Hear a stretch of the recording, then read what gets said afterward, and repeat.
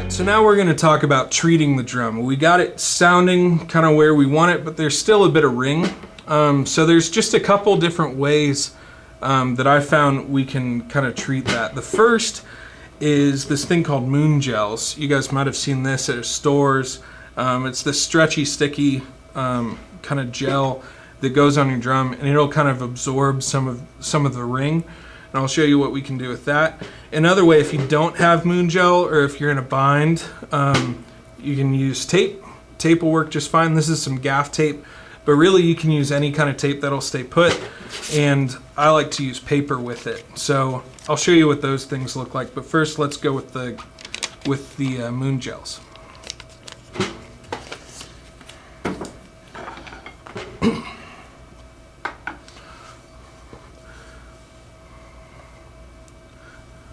So with the moon gels, we kind of have some different options, and I'll show you kind of in reverse order. So I don't know if you can see that on that camera. We're just going to place the moon gel like maybe ½ an inch off of the rim of the drum, and I'll show you what that sounds like. So here's before.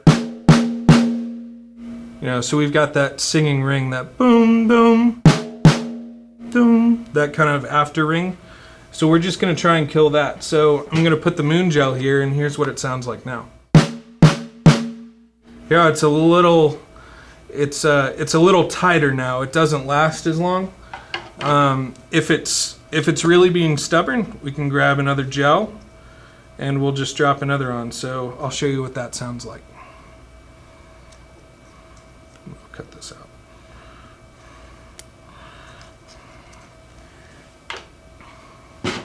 Alright, so here's 2 moon gels. We're going to spread them out. And here's 2. So that's real dry, real punchy.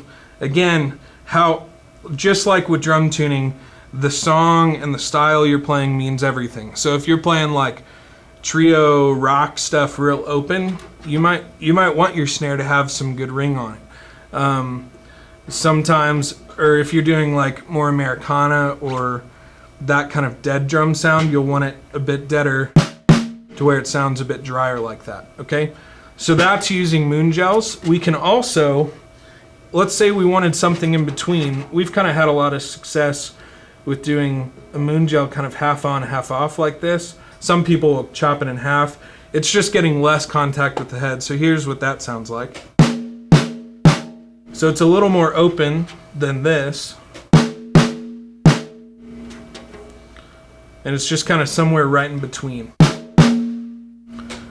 So that's using moon gels on drums. Now let's jump to the tape and paper. Alright, when we're treating a drum with tape, we kind of have a couple options again. So I'm going to take my gaff tape and I'm going to just rip it into a couple thinner pieces. So a couple of things we can do. If it's just tape on its own, we can kind of make a bend in it like this and stick it to itself. And then we can put it on the head, kind of where we would put a moon gel. So I'll show you again the difference. So here's without. Still really live, really open. If we drop the tape on, here's what that sounds like. So it's already more focused.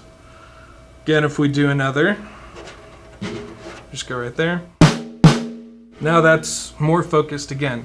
The gels will do more, but this, if you're in a bind or if you don't have gels around, this is a great solution. All right, the second thing I like to do with tape is I'll usually find some paper, a little sheet of scrap paper. And this is if I want it to get even drier without putting like a dozen or so pieces of tape on. So I'll just fold up the paper kind of small like this. On a snare drum I usually put it kind of close to me so I'm not whacking it. But again, we're gonna kind of get our tape into some smaller pieces. And then we're actually just going to tape this straight onto the drum itself. And I'll show you what that sounds like.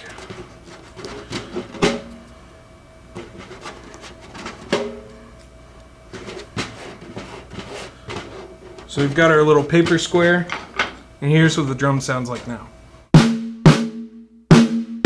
So it's real tight, controlled, way more than just the tape alone. And it kind of sounds like one moon gel, and I mean this is just tape and some scrap paper around.